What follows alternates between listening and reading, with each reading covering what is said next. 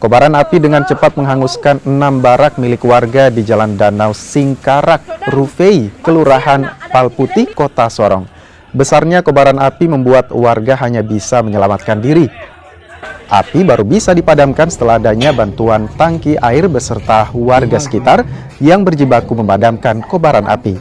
Kebakaran diduga dari salah satu rumah yang merupakan tempat pembuatan minuman keras tradisional jenis cap tikus. Saya sudah ulang-ulang tegur. Tapi Saya tidak tahu yang sementara dia ada masak di sini tempat ini. Pada tempat lingkungannya memang sempit. Masak. Berani sekali itu dia orang itu. Para orang itu tidak punya identitas yang jelas. Tidak. Bapak ini ada berapa rumah yang terbakar, Pak? Itu semua 12 yang kena. Kamar-kamar. Barak sebelah. Barak ini kena. Barak Pokoknya ada dampak yang 5 rumah yang semua barak. mepet samping-samping kena. Iya, tak bakar. Dan semua ada 12 kakak yang korban. 12 kakak ya. Mungkin sedang memasak gitu ya, memasak terus kemudian lupa mematikan kompor, akhirnya ya terjadilah kebakaran.